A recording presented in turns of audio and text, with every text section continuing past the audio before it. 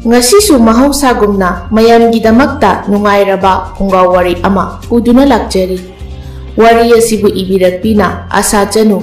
Wari asigi mamingna hingsaba ningthau. Thaina mamangaydani matam asida matik mathawna laiba khagemba kauba nupa amakhak lairami. Mahaki loinabi thaba kaubi nupi amasu lairami. Khagembagi oi thangbada laiba phambal phamdeng leba thaba mahaki pibuk nungda angang nawa amasu mitamli. Maitai yumjauni luna nana lay. Manay masen singi sebada thabak mana amatta sudraba maki semba na masaruk oiraba thabani. Laibak asi hingsaba singi laibak ni. Laibak asigi ningthawni khagemba. Nong maginumit amadani mahaki nupi thaba tha suraduna macha nupa ama phangjarami. Masigi harauba phungdokpo oina laibak asida laiba hingsabi kayada natana atopada laiba hingsabi sing kumai asida loina yawba laknarami. Aigi icha nupa ase othok na masak matau phajagadori magi mawong matau se taibang miyoi badum manbu mangadawi tawgadawi se. Manay masen amana adubu mahak ase yengbada achamba hingsaba amadi oiroidawri. Matik magun yamna yauri. Soidana mahak ase karigumba kharadi chawaklaba matamda thokadawri. Afabata oisanu pumnama. Aigi isanabu karamna asamba hingsaba oigani. Yengoi mapalamda thoktuna yengu. Kumai achauba ama pangthokliba ase aigi ichanupa asigidamaktani. Hingsabi sing loina suna laklabra yengu. Aine isa asiga tapna ingna thoklake. Aigi isa se uttuna mayamangda lenajage. Phagani. Manay adu thokre khagembado changlaktuna machanupa asida yenglaga asumna hairaklami. Aigi ichani haibada chap hekjai. Hayeng mana chawaklaba matamda thangnaba laibaki taibang miyoiba laiba mafam asida lan tawnaba sem sarani. Aduga makhoigi lebak ase aikhoina lawsinanaba. Aigi ichanupani matik magul lay asamba oiroi ai khangi. Nungaire isanupa matik magul layba ama phangjaba se aihak iraiba phaidako. Hayeng nangna sawba mapung mari pharaba kanda aina pumnamaki mapu oigani. Adubu iningthau taibang miyoiba se phattabadi nate. Aikhoisu asumna adumak layse makhoisuna adumak layjisanu. Aibu haijau hairadi atai nate nungsi janana layse. Khatna chainabadi ai pamde. Taibang miyoiba se loksing yamna laybani iningthau. Yare toklo mase aigi apamani. Ai khakki wasu nate. Aigi layriba hingsabi singisu apamani. Makhoida lan tawba haibase. Khagemba ase taibang miyoiba singa yamna yeknaba minungsi khangdaba hingsaba ningthau ama oirami. Mahaki nupi thabadi hingsabi ningol oirabasu minungsi chawbi taibang miyoiba singbu yamna nungsijabi ama oirami. Khagembana taibang miyoibaga yengthinariba ase atai karigisu nate. Khagemba ningthaugi mama mapa taibang miyoibana hatkibani mahakna angang oiriba matamda. Maram asina khagembana taibang miyoiba singbu tathibani. Mahaki machanupa asina hek chawrakpaga layriba thangnaba laibaki taibang miyoiba singi laibak asida lan tawduna makhoina lauksinba haina khanduna laikre. Mahakna machanupa sawba ngairiba ase ataigi nate. Machanupa ase achamba hingsaba ama nate. Ishorgi sakti yauraba hingsaba ama khakni. Khagembana machanupa asigi mamingsu nongthang haina tholami. Makhoi hingsaba singi angangdi tha ahum hek phabaga adumak chawba mapung marai pharami. Aduna machanupa chawba ngaiduna leiri khangemba. Numit asimadi lakliba hingsabi singi mamangda khagemba amadi thaba thoklaktuna machanupa nongthangbu makokta thangatli. Mayamgi mamangda macha uhallaga asumna launa hairaklami. Yengbiu hauzik aigi ichanupa asigi maming aina nongthang haina tholabani. Aigi icha asina hek mapung marai pharakpaga mayamna hauzik pamnariba thangnaba laibaki miyoiba singna lainariba laibak asida lan tawba haiba ado lan tawnanaba sem sarasi. Khagembagi wa aduda leiriba mayam ado haraubana loinare. Assume तौना मतम कया हौजिनखिबना नोंथांग हौजिकति मपुंग मरै फारे नोंथांग चुंग फिरल चाना फजबा हाइबदो ओइरे हिंचाबा अमा ओइरबसु नोंथांग महाक ताइबंग योइबा अमगा चप मानै मसक मतौ अदो अदुबु मतिक मथौनादी अदुकी मतिक लै मसादा शक्ति कया अमसु याउरी हिंचाबी निंगोल कया अमना नोंथांगबु पामनै ngauनै अदुबु नोंथांगी वखल असिदी अतै ममानबा हिंसाबा सिंगा येंगनरुबा मतमदा वखल अदो तोंगाली महाक्ति ताइबंग मियोइबगी वखल चेली ममागुमना मिनुंगशी चावी मपा इबुंगो खागेंबा माना खल्लुबा वखल अदुगा मचानुपा नोंथांगना ओइरक्लिबा असिगा कयामुक यामना खेनरकबा असिदा पेंदबदी अदुमक फाउरमी असुम तौना नोंमगी नुमित अमनी नोंथांग उमंगी हैरा सुना हौबा मफम अदुदा पाइदुना लाकमी महाकी मतुंग लोटना इनरकपी हिंसाबी निंगोल अमसु लै महाक असे नोंथांगबु पामजबा हिंसाबी अमनी ममिंगना साइबी कौरमी अस फजरे सिदिया थोकना हाउख्रनिदा हेतुना चारगे उमंग असिदा ngaiha mikup khara pothaduna lege itomta ipa ibungogi konungda asum leibase ai kaya hainade makhoigi sahinga hingsabagi manamdo ai hainade maduna mafam asida ingna chikna haira saduna leithoklage asumna leiringai saibido lotna lumduna nongthangi matau yengliba ado somda nongthangna loina khanglami aduna khonjel khara hauna saibi ta na bahaireklami नारोंद इनद्रसु लुमदुना लैत्रसुने आइगी नाक्सिदा लाक्तुना नंगना हाइनिंग्लिबा वादो अदुमक हायु साइबी इकाइरप तौना थोक्लई नोंथांग साइबी उबदा ममित सुक्लई साइबी हिंसाबी ओइरबसु इकाइबा खंगबना तपना वा अमता हाइदा तुमिन्ना लेपतुना लै नोंथांगी मतौ अदुनसु हेना इकाइबा फाउरे नोंथांग असे मसागी खोंजल खरा साउगली साउबसु यामना Thuy मंगोंदा पुक्सेल Chaoba मिनुंगसी लैबा हिंसाबा अमा ओइरबसु मी थेंबा नौबदी हाइते अदुबु मबुक जेलदी यामना चमी फै साइबिया नंग सिदा लाइबसिबु करिगिनो कई हाइनिंगे नंगबो कैसु लैतेदा सुम नंगी न तुंग इनरकपने ए नंगदी कईगिनो आइगी तुंग इनरइबा अदुबुरो आइसु नंगना हैरा चाबसे चानिंगबा अदुगिने नोंथांगना से पुरगा चख्रोको आई इतोमता लेहोगे ngakta साइबीना आइसु लेबा याद्रो हाइसे यादे लेबा नंगना कईगिनो सिदा लेदोइदिया नंगना चानिंगे हाइबा हैरा सिंगदो आइने लोइना पीरे अदुना चख्रो चलो साइबी मचिन पैथोकलगा नोंथांगना पीरेइबा हैरादो पुदुना पाइरगा चत्ख्रे नोंथांगसु ngaiha umang asida leiraga maso adumak konungda halakle इपागी बुंगो नोंथांग हौजिकी नाहक असे साउबो मपुंग मरै फारे अदुननी येंगोय हौजिकी आइना खलिबा थंगनबा लेबाक असिदा लान तौबा हाइबदो तौनबा तौरसी आइगा मियोइबसिंगा येनबा ओइरिबा असे अतै करिगिसु नते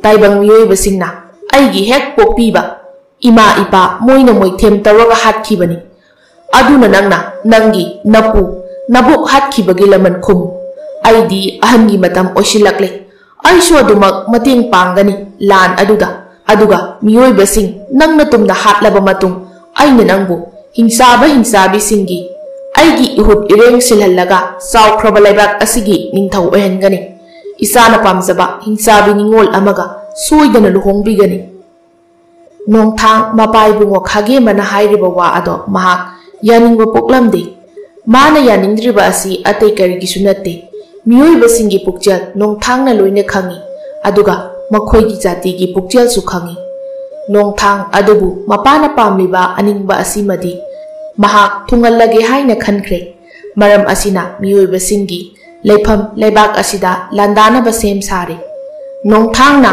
अमुक्तंग मागी वखलदा मियोइबसिंगना लेनरिबा लेबाक असिदा कोइना पाइदुना करमना लै हाइना येंगनिंगदुना नोंमा कना खंगहंदा वांगना पाइदुना लाक्लमी माना सुम लाक्पदा नुपी मचा अहुम मरी तुरेलदा इसिंग सानदुना लैबा अदो हेक उरुरी नोंथांग पोकपदगिना ngasi फावबा मियोइबसिंगी मसक मतौ महाक करम तौबगी हाइबा खंगद्रिबनी अदुना मुन्ने येंगदुना Larry Mana sum yenglakpa matamda nupi ama isingda irak nage tawriba ado hek ururi. Manakta leiriba nupi singna su khangdre. Nongthang paiduna leirambadagi leimaida paitharai. Mahak turel tamna laktuna nupi aduna isingda irak nariba adudagi kanbirami. Mana adumna tawba adudadi leiriba nupi khaido kangphanda chenkhatnaraktuna isingda irak naribi nupi adugi manakta lei. Aduga pakhatna amana asumna hairaklami. Mazaibema karamnano nana ekhoidi uzahodre. Isingda irak naruba nupi ado leibak asigi ningthaugi amata pokchabi mamom loi tangbini. Ita kaishu tawdeda aibu ising irak nabadagi kanbiriba tamba nupana hakpu kanano. Nongthang nupi aduna mangonda hanglakpa aduda ngaihakti asumna khali.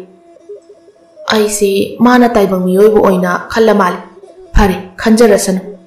Nupi ase leibak asigi ningthau macha nupi oira mali. Adudi ay asumna hekta kauraga hairage. Mazaibema ayhak atopa khul amadagini. Asum naitom koibu oina laksabani. Imingna nongthang haina kaujaito. Ay amu mongba iranyaida hanwai khragi. Asi hairam laga chatkre tangbina wa amata haiba lakpa nanghaudre. Adubu tangbi nongthangi saktam aduda mahakti pungaw ngawduna leihori. Somdana nongthangi thamoidasu tangbi bu pamjakre. Asum tawna nongmado haukhirami. Yengoi hauzik aikhoi section lainaba tawsi. Ngarangni maibi lephawdo achumbani. Soidana leibak ase khudong thiningai oirakani. Awafamda aigi praja sing soidana tarani. Masidagi ngakthoknaba upai amakhak lei. Adubu upai ase ningthau aini yaba sungangamloi. Mantri amana hanglaklami. Iningthau karigino leibak asi awafamda tagadabadagi kanba haiba ase iningthaugi thaudang natabra.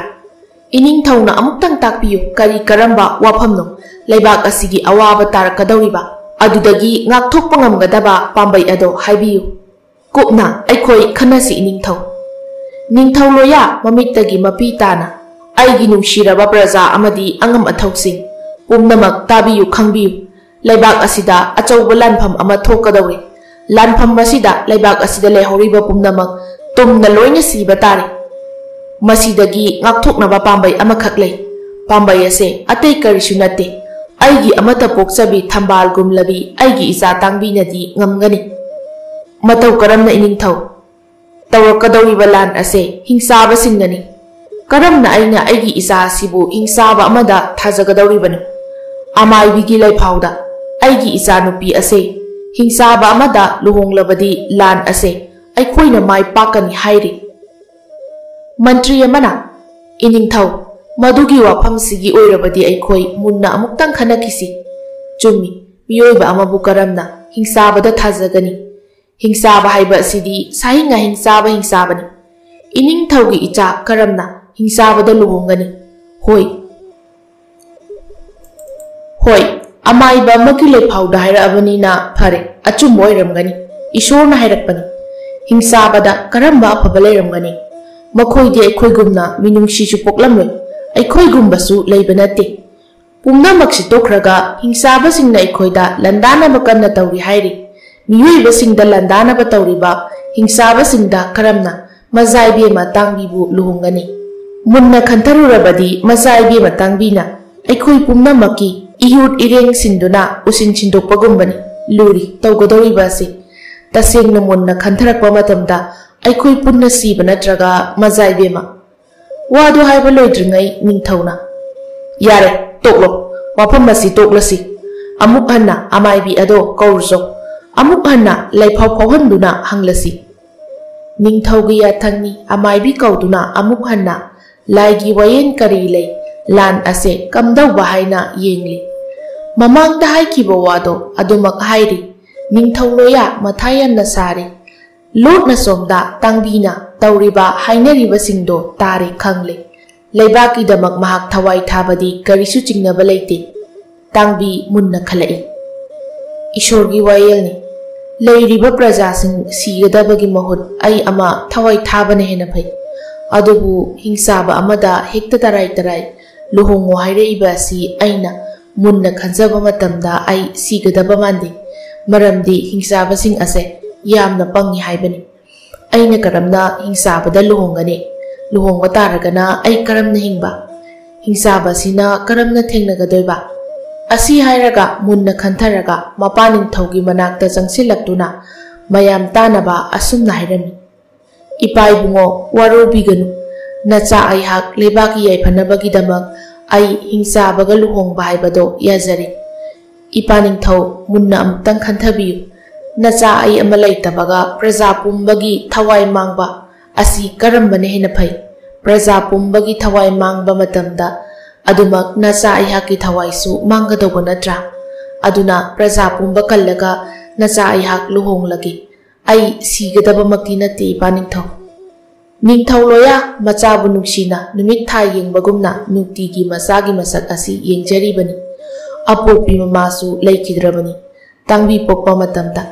अपोपी ममागी मसक खंगौद्रबा तांबीनी निंगथौ अदो मरु लुक्थना लैखि मसाबु नुंगसिबना हेनमनखिबना ngaihakti wakhal oirudabani kona thangda asumna mayamda hairaklami haujikti mi paibu pumnamak toklu ningthau aihak laibak asigi praja singi mapi mapa amani praja singi awaba tarakpa matamda ningthau aihakna mateng pangba haibase adumak pangdraba yadraba amani aduna haujik aigi isanupi tangbi laibak miyamgi damak hingsabada luhonglagani adubu luribadi हौजिक लुहोंगदौरिबा हिंसाबा अदो करमना कमदौना थीगनी मयामदु निंगथौ अदुगी वा ताबदा हराउनै अमुकसु हिंसाबाबु करमना थीगनी हाइना खनरी assume तौना तांबी महाकी मतारोइसिंग मनाई मसेन अमता याउदा मतोंगता थोगलई कोनुंगी वांगमलाना मतम असिदा नोंथांग पाइदुना लाक्लंबनी उरे तांबीना नुंगाइतना चटलिबा अदो लेबाक असिदा लान तौगदबसु नुमित हुमनीदा ngaisilaklabani maram asina nongthangna leiriba praja singbu yengba lakpani tangbina matomta chatpa uba asida changsilaktuna tunglomdagi majaibema tangbi tunglomda kauraiba khonjel ado kanano haina yengthoklai ure nongthang chinglemna lepliba ado nongthang ubada tangbi munna ngaihak mit kuptana yengi nongthang su tangbi da munna yengduna leiri तंजा सिदा तपना नोंथांग नांगलक्लमी करी नुवाइतबा लेरबगे मजाइबेमा मजाइबेमगी माइथोंग तारिबा अवाबगी सक्तम अदुबो अइंगोंद सिंगना अमुक्तंगदी हाइबियु तांगबीसु वालोता assume नाइरक्लमी लेबाक असे अवाबा तागदौरि अवाबा असिदगी कन्नबगीदमक अइहाक असे हिंसाबा मदा लुहोंगो हाइना लैफाउ तौरई अमाइबी अमना अदुबु अइदी मियोइबनी मदौ करमना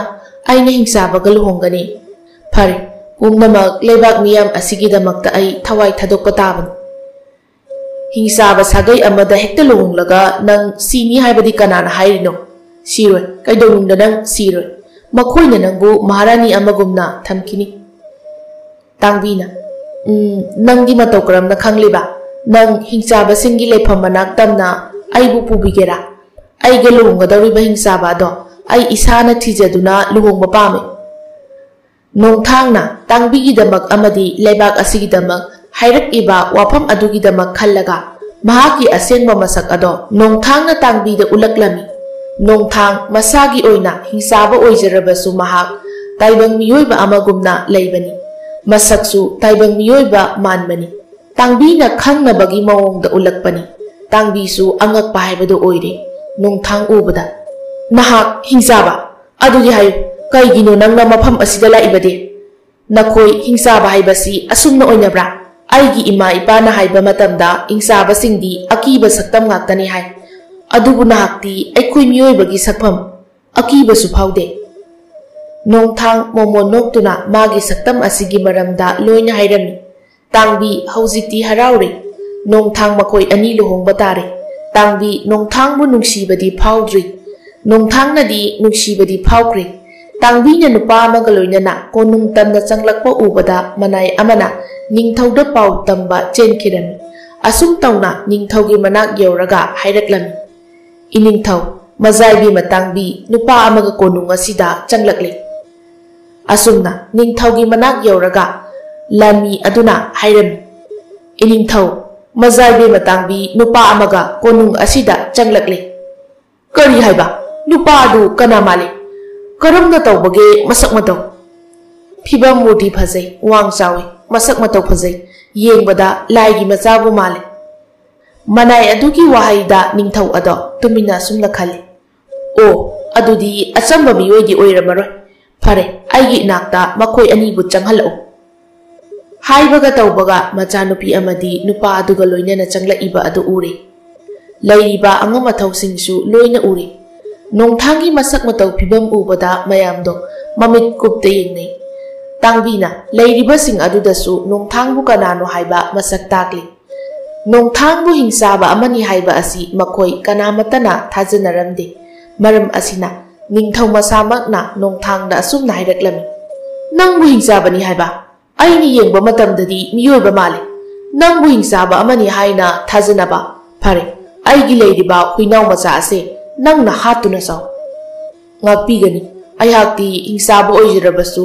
asigumba sahinga hing ase chajade maram asina huinau ase aina saba ngamloi ining thongna thajadre hairabanina thajanaba ai mayamda karigumba khara utlake asi hairaga nongthang magi tawba ngamba sakti kaya ama mayamda utlami haujikti ningthauda natana leiriba angam athau mantri singnasu nongthang ase hingsabani haiba khangle फरे नंगी नफमदा आइगी इचानुपी असे थाजरगे अदुबु हयें इचानुपी असिबु अवाफमदा ताहलोय अमुक ताहायु नहाकना लैबाक असे कनगदौरिबनी आइदी मीगी अवाबा तारबा मतमदा मतेंग पांगजबनी अदुना तांगबीगिसु आइना मतेंग पांगमनी मसीदा आइना माबु अवाफमदा कमदौना ताहनगनी कैदौनुंदा आइना मरा लैतबा मियोय अमत्ता ngasi phawba awafamda tahankidri निंथौ हौजिक्ति नोंथांगी वा तारबदा माना मिपाइरंबा मचानुपी असिगिदमक्ता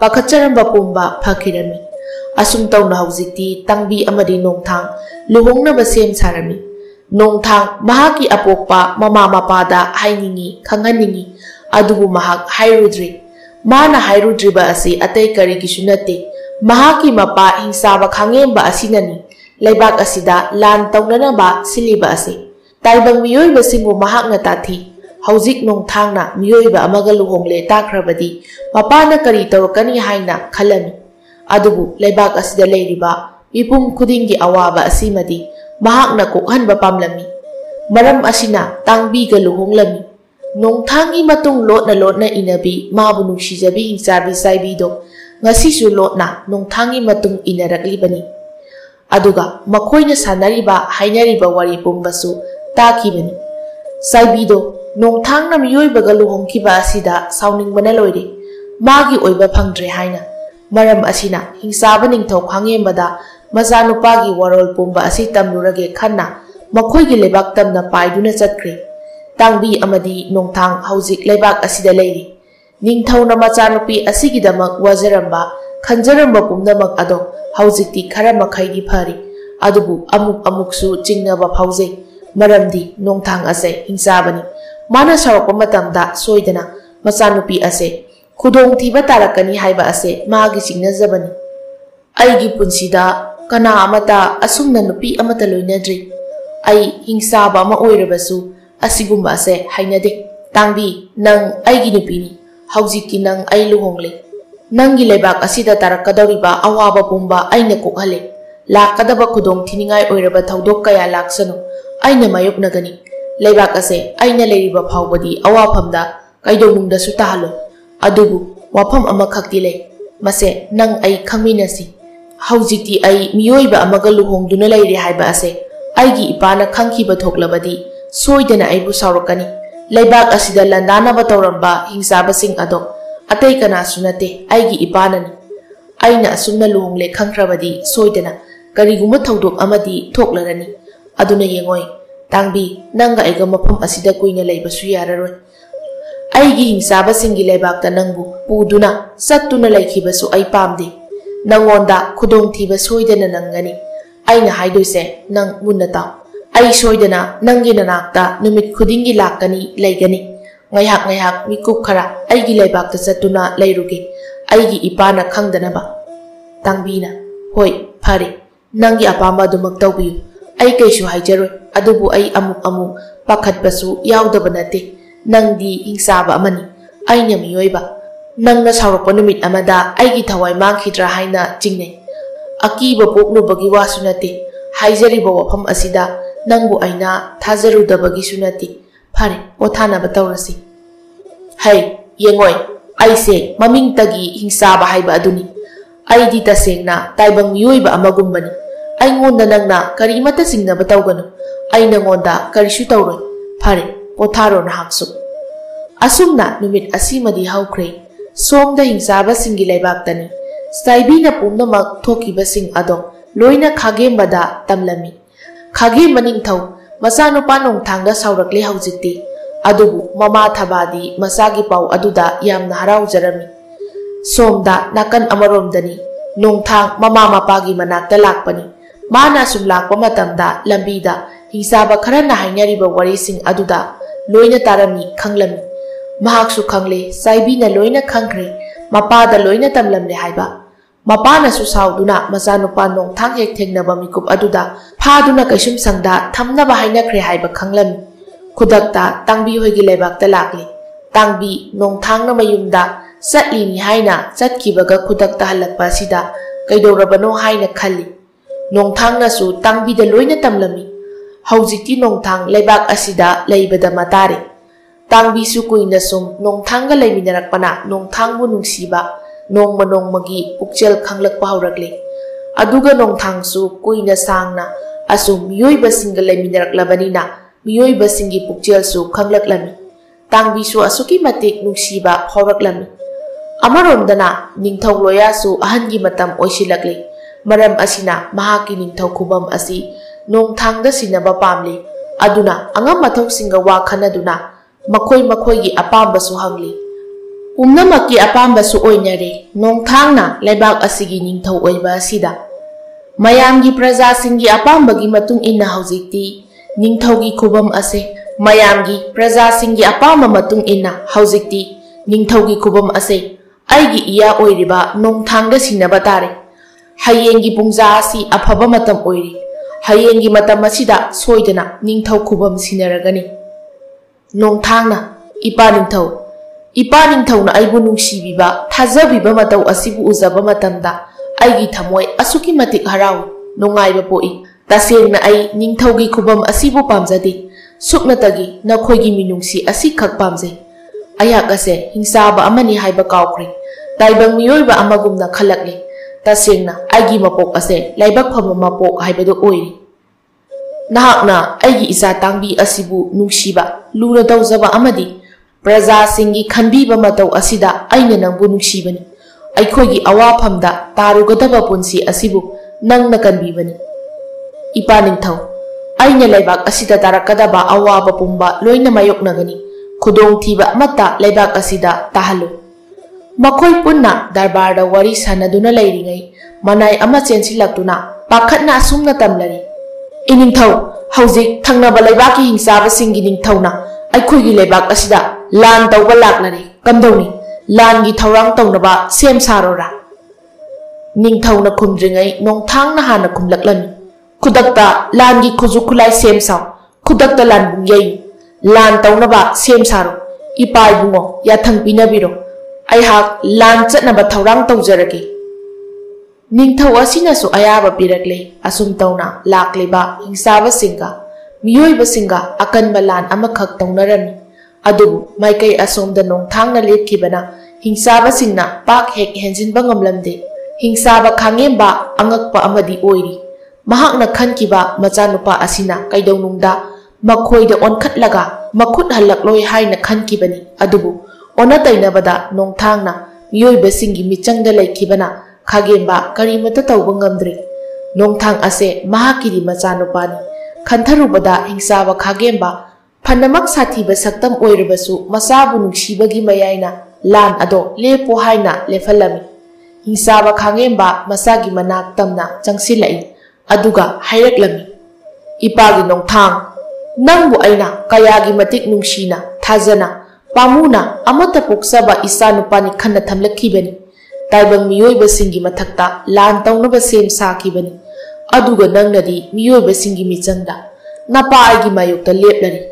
Kaisu kaide ai saudi nahakna tawriba ase phattaba nate aphabani adubu aigi ifamdadi nahakna tawriba ase napa aigi mayukta lepani ko phare haujikti haukre aisu phatraba wakhal ama chelure ima ipa miyoiba singna hatki haiduna laman khumnaba khallubani adubu laman khumnaba haibase aphaba nate nongthangna ipa aihak achumbagidamak lepani pangan solaba miyoiba singi michangda leibani masida amagi michang nate amukta munna khanthako ipa ibungona laman khumnaba tawriba ase karigino haiba hingchaba khagemba masagi wa aduda munna khalai chumi mahaki apokpa mamaga mapaga lekhidriba ase atai karigi sunati miyoiba singna leiba khun aduda changduna pokpada ngairiba angang phaduna chathokpa hatpa sing torokpadagi miyoiba singna manaraga hatkibani phare hauji lan tawba toklasi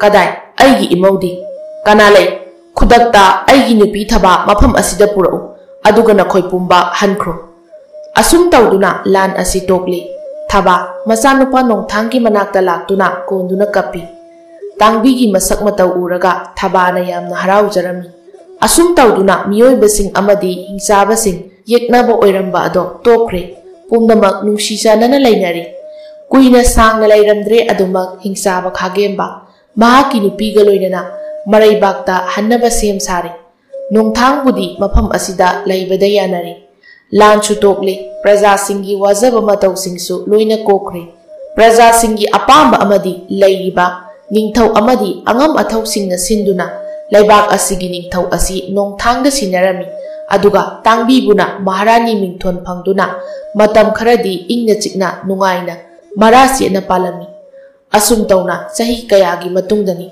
tangbi amadi nongthangi macha ani phangjarami macha nupa asina hingsaba nongthanggumna poklami aduga nupi macha aduna tangbigumna miyoiba ama oina poklami haujikti masu singi kumai macha singi kumai da awaba leita nungaina pankhirami hingsa bisaibi adumak mahaksu nongthangbu mamigumna senaduna lapna ayet apan karimata pida pankhirami leibak ani asigi matau asida atopa leibak singnasu henjinba ngamda leikirami tangbi amadi nongthangsu asuki matik nungsinai makoi ani nongmata khatna jaina yaude nongthangna ningthau ama oibada matik charaba leibak asigi ningthau oiduna leiriba praja singbu luna chana tawduna awaba tarakpa matamda mateng pangduna nungaina awat apa leitana pankhirami